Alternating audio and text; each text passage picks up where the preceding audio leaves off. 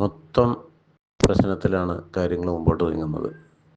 കോടതി ഉത്തരവുണ്ടായിട്ടും ചില പോലീസുകാർ, എനിക്ക് തോന്നുന്നത് വൻ തുക കൈക്കൂലി വാങ്ങാതെ ഒരു പോലീസ് ഉദ്യോഗസ്ഥനും ഇത്തരത്തിലുള്ള നീതി നിഷേധം നടത്തുകയില്ല എന്നാണ് എൻ്റെ വിശ്വാസം. നമ്മൾ നിയമപരമായിട്ട് കോടതി വഴി സത്യസന്ധതയോടെ കാര്യങ്ങൾ അവതരിപ്പിച്ച് അത് ന്യായമെന്ന് കോടതിക്ക് ബോധ്യപ്പെട്ടപ്പം എതിർവിഭാഗം അതിശക്തമായ നുണകൾ കൊണ്ട് വാദിച്ചെങ്കിലും നീതിയും ന്യായവും നമ്മുടെ പക്ഷത്തായതുകൊണ്ട് കോടതി നമുക്ക് അനുകൂലമായിട്ട് ബസിലിക്കയിലെ ഇപ്പോഴത്തെ അഡ്മിനിസ്ട്രേറ്റർ മങ്ങാടച്ചൻ അവിടെ പള്ളിയിൽ കയറി പ്രാർത്ഥിക്കുക, ബാക്കിയൊന്നും ചെയ്യേണ്ടതില്ല എന്ന് കോടതി വിധിക്കുന്നുണ്ട്. എന്നാൽ അതിനു മുന്നേ തന്നെ മങ്ങാടച്ചൻ ചെയ്ത പണി എന്ന് വെച്ചിട്ടുണ്ടെങ്കിൽ കോടതിനെ ധിക്കരിച്ച് സഭ ഇല്ലിസിറ്റ് എന്ന് പ്രഖ്യാപിച്ച കുർബാന 10 ദിവസത്തോടെ നടത്തുകയുണ്ടായി. ഈ 10 ദിവസവും ഞങ്ങളെല്ലാവരും ഓരോരുത്തരും മാറി മാറി മങ്ങാടത്തിനും മുന്നറിയിപ്പ് നൽകിയാണ്, അച്ഛാ വാണിംഗ് ശ്രദ്ധിക്കണം, കോടതിയാണ്, കോടതിയോട് കളിക്കരുത്, അതുകൊണ്ട് അച്ഛൻ രമ്യതപ്പെടണം, ക്രിസ്മസ് കാലമല്ലേ, രമ്യതയോടെയാണ് ബലിയർപ്പിക്കേണ്ടത്, വാശിക്കല്ല, ഇത് വാശി കുർബാനയാണ്, അച്ഛൻ ആരോടോ വാശി തീർക്കുവാണ് എന്ന് പറഞ്ഞു. പക്ഷേ അദ്ദേഹം അത് ചെയ്തുകൊണ്ടില്ല. അദ്ദേഹം ഒരു ദേഷ്യഭാവത്തിലാണ് അദ്ദേഹം അത് കേട്ടതും പെരുമാറിയതും ഇടപെട്ടതുമൊക്കെ. പിന്നെ തന്നെയല്ല, ഈ കേസ് കൊടുത്തിട്ടുള്ള 4 പേര് ബസലിക്ക ഇടവകക്കാരാണ്, 5 പേര് ബസലിക്ക ഇടവകക്കാരാണ്. ഇതിലൊരാളെപ്പോലും ഇദ്ദേഹം ഇന്ന് വരെ ഒന്ന് കാണാനോ സംസാരിക്കാനോ എന്തുകൊണ്ടാണ് നിങ്ങൾ കേസിന് പോയത് എന്ന് ചോദിക്കാനോ ഈ പറയണ മേജർ ആർച്ച് ബിഷപ്പും ഈ പറയണ അദ്ദേഹത്തിൻ്റെ വികാരി പാമ്പ്ളാനിയും ഈ അഡ്മിനിസ്ട്രേഷൻ മങ്ങാടനും നോക്കിയിട്ടില്ല. അതിൻ്റെ അർത്ഥം അവർക്ക് അവരുടെ ധാർഷ്ട്യം മാത്രം മതി എന്നുള്ളതാണ്.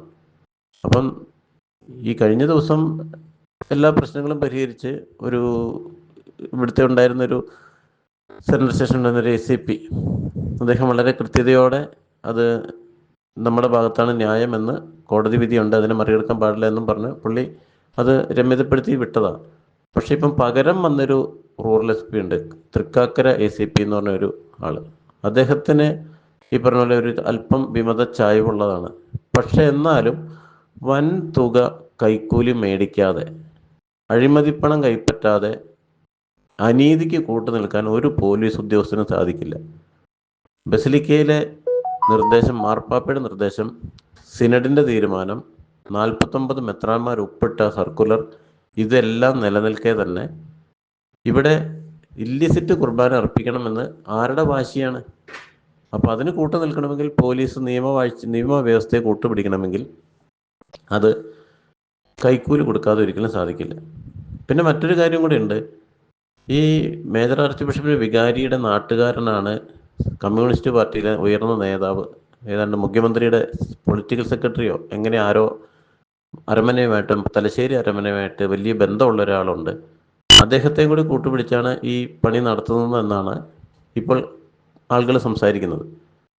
എന്തു തന്നെയാണെങ്കിലും ഇത്തരമൊരു അനീതി കോടതിയുടെ മൂക്കിൻ്റെ താഴെ നിൽക്കുന്ന സ്ഥലത്ത് ഹൈക്കോടതിയുടെ ഉത്തരവിനെ മറികടന്ന്, മുനിസിപ്പൽ കോടതിയുടെ ഉത്തരവിനെ മറികടന്ന് എറണാകുളം ബസിലിക്കയിൽ ഇപ്പോൾ ഇതാ 27-ാം തീയതി പട്ടം കൊടുക്കുകയാണ് ഏതാണ്ട് 13 വൈദികർക്ക്.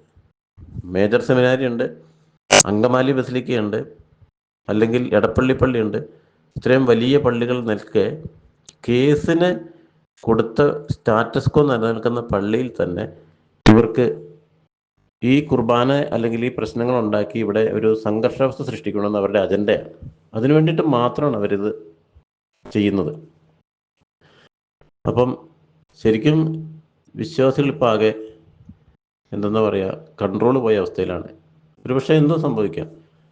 ഇത് അനുവദിക്കാൻ പാടില്ലെന്നൊരു വിഭാഗവും ഇതിനെ വാശിയോടെ നടത്തുമെന്ന് മറുവിഭാഗവും വാദിക്കുമ്പം ഇതിനകത്ത് എന്താണ് സംഭവിക്കുകയെന്ന് നോക്കി നിന്ന് കാണേണ്ട. എന്തായാലും നിയമവ്യവസ്ഥ ഇതിനെതിരെ ശക്തമായ നടപടികൾ എടുക്കുമെന്ന് വിശ്വാസികൾക്ക് പ്രതീക്ഷയുണ്ട്. ക്രിസ്തുവിൻ്റെ ഒരേ ഒരു ബലിയാണ്, കാൽവരിയിലെ ബലിയുടെ പുനരാവിഷ്കരണമാണ്. അതേ ബലി തന്നെയാണ് അൾത്താരയിൽ അർപ്പിക്കുന്നതെന്ന് ഘോരഘോരം പ്രസംഗിക്കുന്ന ഈ വൈദികരാണ് സമവായ ബലിയും ഇല്ലിസിറ്റ് കുർബാനയും ബലിപീഠത്തിൽ അർപ്പിച്ച് ബലിപീഠം അശുദ്ധമാക്കി വിശ്വാസികൾക്ക് അനുസരണക്കേടിൻ്റെയും ദുർമാർഗത്തിൻ്റെയും വാശിയുടെയും വൈരാഗ്യത്തിൻ്റെയും മാതൃക കാണിച്ചു കൊടുക്കുന്നത്. അതിൽ സീറോ മലബാർ സഭയുടെ മേജർ ആർച്ച് ബിഷപ്പാണ് മുഖ്യപ്രതി. അതാണ് ഏറ്റവും സങ്കടകരം. അദ്ദേഹം എന്ത് യോഗ്യതയോടെയാണ് ഈ മേജർ ആർച്ച് ബിഷപ്പ് സ്ഥാനം ഏറ്റെടുത്തത്?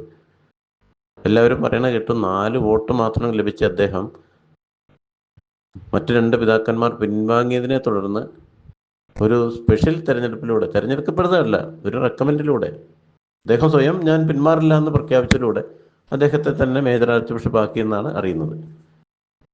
എന്തായാലും സീറോ മലബാർ സഭയുടെ പരിശുദ്ധാത്മാ അഭിഷേകം നഷ്ടപ്പെട്ടു കഴിഞ്ഞു എന്നുള്ളതിൻ്റെ ഒന്നാമത്തെ അടയാളമാണ് സഭാവിരുദ്ധതയ്ക്ക് കൂട്ടു നിൽക്കുന്ന മേജർ ആർച്ച് ബിഷപ്പും അദ്ദേഹത്തിൻ്റെ വികാരിയും.